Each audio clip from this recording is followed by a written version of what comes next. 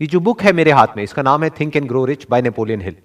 इसको मैंने बहुत ही स्ट्रांगली रिकमेंड किया हुआ है अपनी वेबसाइट के ऊपर भी, और उसके अलावा और भी अपने कई सेशंस में मैंने इसको रिकमेंड किया है। तो आज से कुछ महीने पहले मैंने एक बुक के ऊपर अपने व्यूज शेयर करे थे जिसका कि नाम है as a man think it. तो उसमें नीचे कमेंट सेक्शन में बहुत लोगों ने रिक्वेस्ट किया हुआ है कि इस बुक के ऊपर भी आप अपने व्यूज शेयर करिए। तो इस बुक में से मैंने कुछ पॉइंट्स मार्क कर रखे हैं जिसकी कि आज हम डेप्थ में चलेंगे मिल करके, यानी कि आप जो मुझे अभी वीडियो में देख रहे हैं और मैं, हम लोग मिल करके इस बुक को डीपली समझने की कोशिश करेंगे कि बुक क्या है। इस बुक की बैक साइड पे अगर आप पढ़ेंगे तो उस पे लिखा हुआ है, after interviewing over 500 of the most affluent men and women of his time, Napoleon Hill uncovered the secret to great wealth based on the notion that if we can learn to think like the rich we can discover wealth and success. तो ये book कोई ऐसा ही नहीं है कि किसी ने ऐसे ही कुछ भी सोचा और लिख दिया। इसके लिए उन्होंने 500 से ज्यादा लोगों का इंटरव्यू किया, वो लोग जो कि दुनिया के सबसे अमीर लोगों में से एक थे, और उनमें कुछ कॉमन ट्रेड्स को ऑब्जर्व किया, जिसके बेस पे स्टेप बाय स्टेप एक प्रोसेस उन्होंने बनाया कि जिस प्रोसेस को अगर कोई फॉलो करता है तो वो भी उन्हीं लोगों की तरह सक्सेसफुल हो सकता है।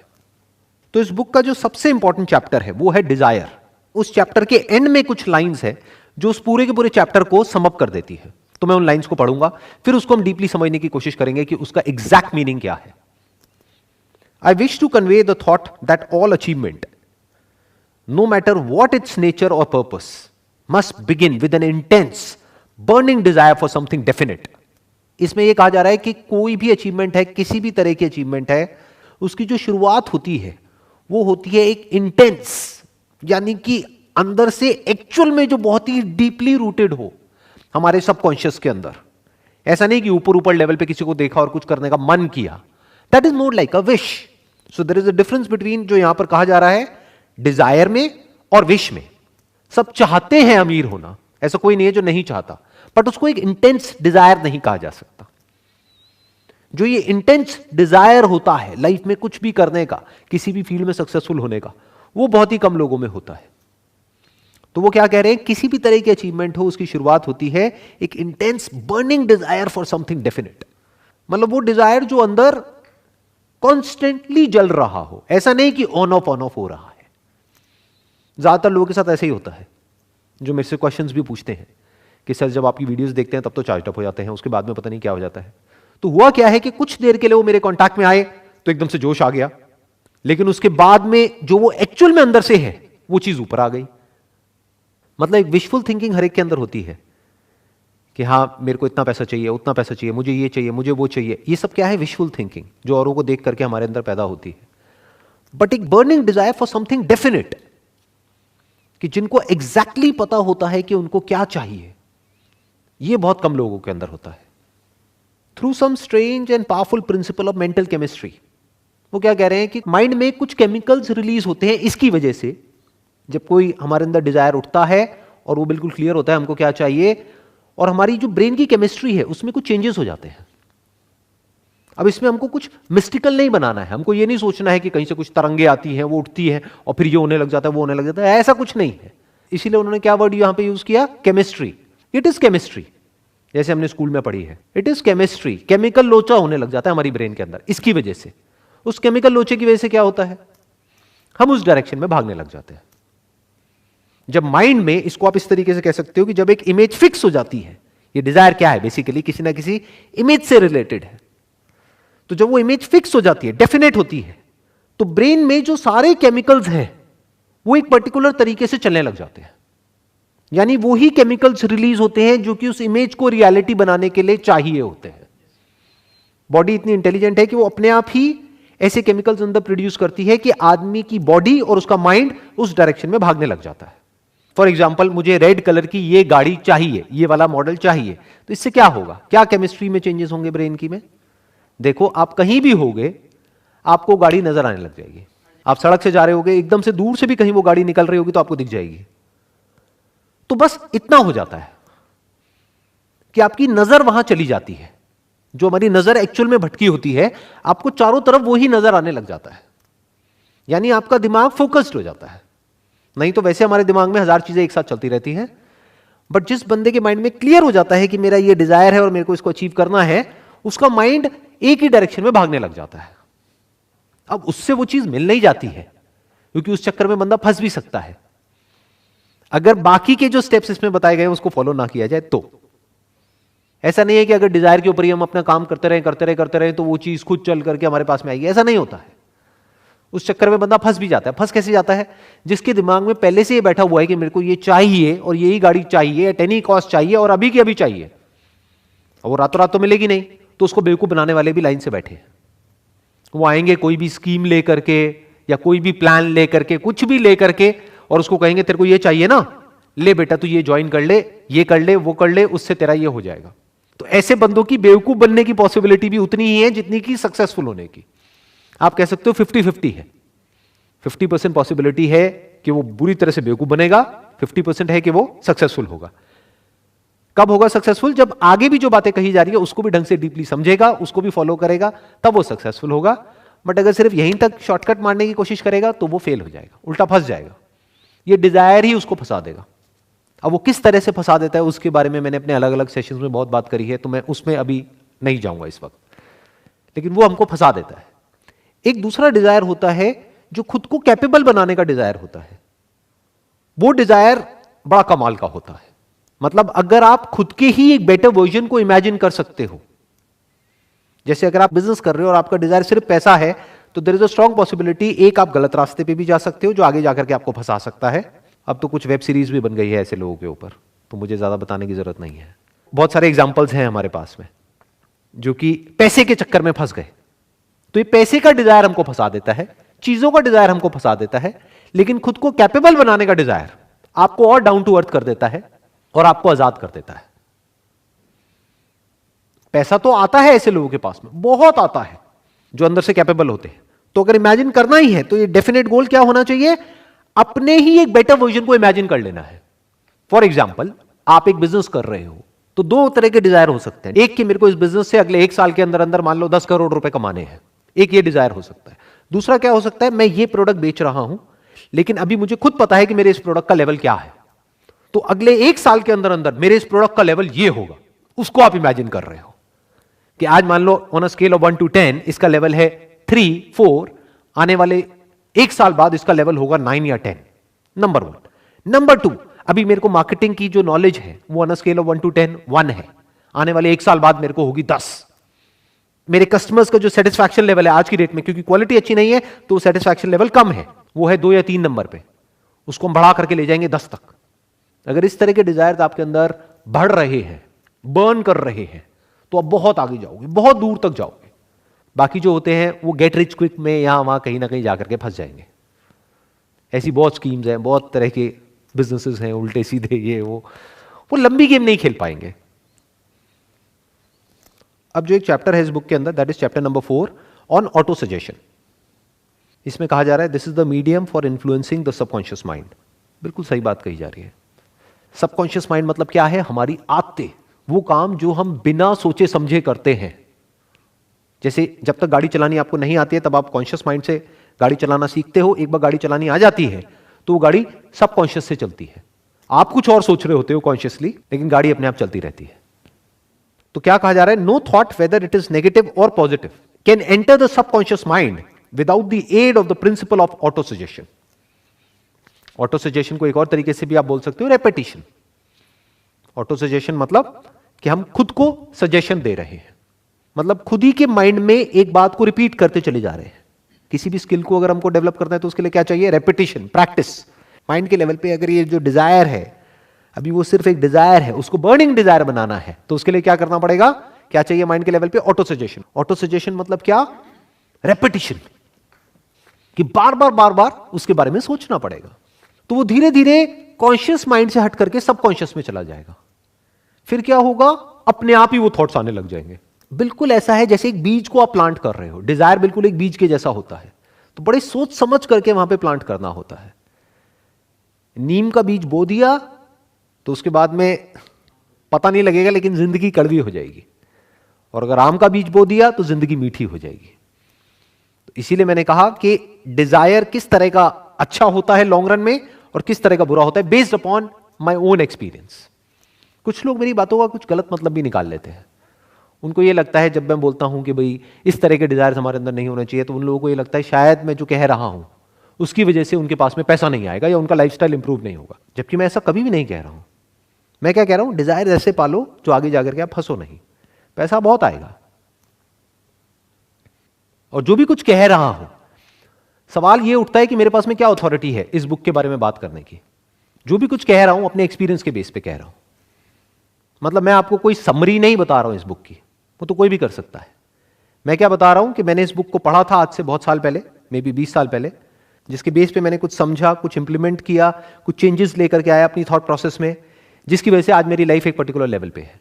तो क्या कहा जा रहा है, no thought whether it is negative और positive can enter the subconscious mind without the aid of the principle of auto suggestion. मतलब कि जब तक कि हम रेपिटेशन नहीं करेंगे तब तक के कुछ भी नहीं होगा। तो रिपीट करना है, यानी कि जो भी आपका डिजायर है, जो भी आप बनना चाहते हो, जो भी करना चाहते हो, उसको लिखते रहो, उसके बारे में सोचते रहो, उससे रिलेटेड बुक्स पढ़ सकते हैं, उससे रिलेटेड वीडियोस देख सकते हैं। यानी हमारा माइंड एक ही जगह पर फोकस्ड हो जाए कि जो आपको करना है पूरी तरह से वहां पर फोकस्ड हो जाए।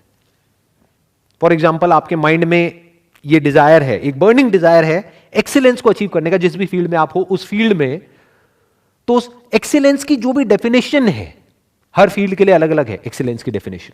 आप एक डॉक्टर हो तो कुछ और है, इंजीनियर हो तो कुछ और है, लॉयर हो तो कुछ और है, बिजनेसमैन हो तो कुछ और है। जो भी डेफिनेशन है आपकी फील्ड में एक्सीलेंस की, उस डेफिनेशन को पहले क्लियर करो अपने माइंड में, डिफाइन करो अच्छे से, ताकि वो डिजायर डेफिनेट हो जाए। फिर उसको रिपीट करते चले जाओ अपने माइंड में कि this is what I want to become, this is what I want to achieve. अब चैप्टर 6 है इमेजिनेशन के ऊपर। इसमें कुछ बहुत इंटरेस्टिंग लाइंस हैं। The imagination is literally the workshop wherein are fashioned all plans created by people.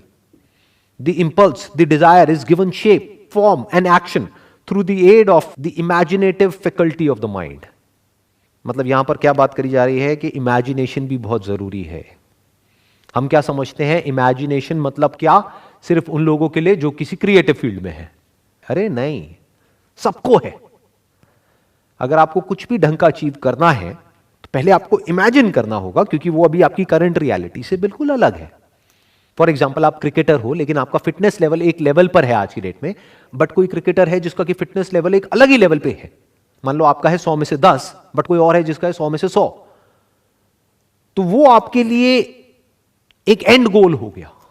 तो अपने आप को इमेजिन करना पड़ेगा फिटनेस की उस स्टेट में, जिस स्टेट में पहुंचने में आपको हो सकता है कई साल लगेंगे, और उस इमेजिनेशन को माइंड में रिपीट करना होगा थ्रू ऑटो सजेशन, ताकि वो image, the image of the kind of fitness level you want, externally as well as internally. Internally मतलब क्या, बाहर से तो आपकी मसल्स दिख सकती है, अंदर से मतलब क्या, आपकी कोर कितनी स्ट्रांग है। किसी भी स्पोर्ट्स में या गेम में सारा खेल कोर का होता है। कोर मतलब आप इसको ये भी कह सकते हो, foundation of fitness is core. तो वो बाहर से नहीं दिखता है।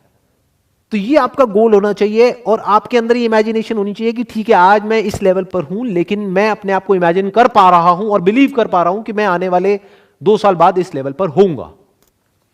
You must have that imagination powers. नहीं तो आप ये भी कह सकते हो, क्रिकेट में इमेजिनेशन पावर की क्या जरूरत है। अगर आप एक बैट्समैन हो तो सामने से बॉल आ रही है और आपको हिट करना है बैट से, खत्म। नहीं जी, उस बॉल को हिट करने के लिए आपका जो फिटनेस लेवल है वो एक पर्टिकुलर लेवल पे होना चाहिए। तो अपनी जो इमेजिनेटिव फैकल्टी ऑफ माइंड है उसको डेवलप करना होता है, उसके ऊपर काम करना होता है। वो बहुत जरूरी है अगर लाइफ में हमको कुछ भी बड़ा अचीव करना है। इनफैक्ट अगर हम अपने आसपास में कुछ भी देखेंगे, दैट कुड बी एनीथिंग, जो भी आदमी ने बनाया, एक सुई से लेकर के एरोप्लेन तक, वो सब क्या है, आज एक रियलिटी है, बट कभी ना कभी किसी ना किसी के माइंड में वो एक इमेजिनेशन थी, तभी वो रियलिटी बन पाई। अगर किसी के माइंड में वो इमेजिनेशन ही नहीं होती तो पेपर पे उसकी इमेज कैसे बनती, इमेज नहीं बनती तो एक प्लान कैसे बनता उसको प्रैक्टिकली बनाने का। तो everything is an imagination which is there in the mind. और स्पेशली एंटरप्रेन्योरशिप में, बिजनेस में, इससे बड़ी और कोई क्वालिटी नहीं है। क्योंकि द प्रॉब्लम इज कि आपके आसपास में कोई नहीं समझ पा रहा होगा कि आप एग्जैक्टली क्या सोच रहे हो और आप क्या करने वाले हो। किसी को समझ नहीं आने वाला। जिसको आप बताओगे वही आपके अगेंस्ट हो जाएगा। तो आपकी इमेजिनेशन पावर्स इतनी स्ट्रांग होनी चाहिए कि आप वो देख सको। मतलब that imagination must become like a vision for you, जो औरों के लिए सिर्फ एक इमेजिनेशन होगा, मतलब एक ख्याल होगा। किसी और को आप बताओगे तो वो कहेगा क्या ख्याली पुलाव पका रहा है, मुंगेरी लाल के हसीन सपने। बट आपके माइंड में क्या हो जाना चाहिए, वो इमेजिनेशन एक विजन की तरह हो जाना चाहिए कि आपको साफ नजर आ रहा हो कि आप आंखें बंद करो और आपको साफ नजर आ रहा हो कि आने वाले 5 साल बाद क्या होने वाला है, कि दुनिया किस डायरेक्शन में जाने वाली है। इसको एंटरप्रेन्योरशिप बोलते हैं। अब जैसा मैंने अभी थोड़ी देर पहले कहा था कि इसमें सिर्फ डिजायर से कुछ नहीं होगा, ऑल्दो डिजायर सबसे इंपॉर्टेंट है, यानी बिना बीज के कुछ नहीं होगा, लेकिन सिर्फ बीज से भी कुछ नहीं होगा। यह बात समझने वाली है कि उसके साथ साथ में और भी बहुत कुछ करना पड़ेगा। खाद डालनी पड़ेगी, पानी देना पड़ेगा, लैंड को आइडेंटिफाई करना पड़ेगा कि वो सॉइल उसके लिए ठीक भी है या नहीं है उस तरह के बीज के लिए। तो ऐसे बहुत कुछ करना पड़ेगा। तो और क्या करना पड़ेगा जो बहुत इंपॉर्टेंट है, या किस वजह से लोग आगे नहीं बढ़ पाते हैं। चैप्टर नंबर 8 है डिसीजन के ऊपर।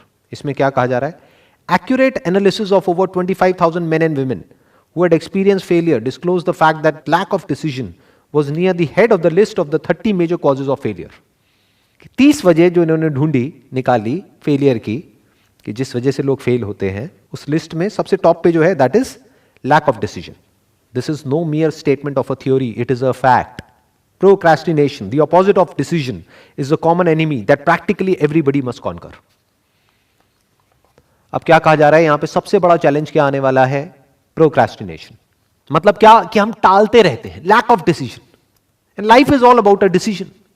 लाइफ क्या है अगर डिसीजन नहीं है तो, हर कदम पे एक डिसीजन, और डिसीजन ना लेना भी अपने आप में एक डिसीजन है।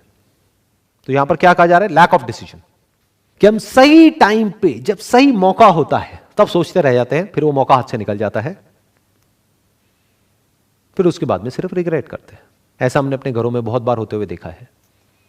बड़े बूढ़े जब बैठ करके बात कर रहे होते तो क्या बातें कर रहे होते हैं, उस टाइम पे मुझे मौका मिला था ये करने का, अगर कर लिया होता तो मैं आज पता नहीं कहां होता, तो क्यों नहीं किया। उसके पीछे जो सबसे बड़ा रीजन मिलेगा वो है फियर। इस बुक में एक और चैप्टर, यहां ठीक है अच्छा हो गया तो इतना अच्छा हो सकता है, लेकिन बुरा हो गया तो इतना बुरा भी हो सकता है। तो हम डर गए, इस वजह से हमने वो नहीं किया। जो सबसे बड़ा फैक्टर है फेलियर का वो क्या है कि वो कुछ करते ही नहीं है, इस वजह से फेल हो जाते हैं। इसलिए नहीं कि कुछ करते हैं और फिर उसमें फेल हो जाते हैं, नहीं, वो कुछ करते ही नहीं है, यानी सोचते ही रह जाते हैं। ना कुछ करने का डिसीजन ले पाते हैं, ना कुछ नहीं करने का, बीच में अटके रह जाते हैं और मौका निकल जाता है। इन अदर वर्ड्स, कल पे नहीं टालना है।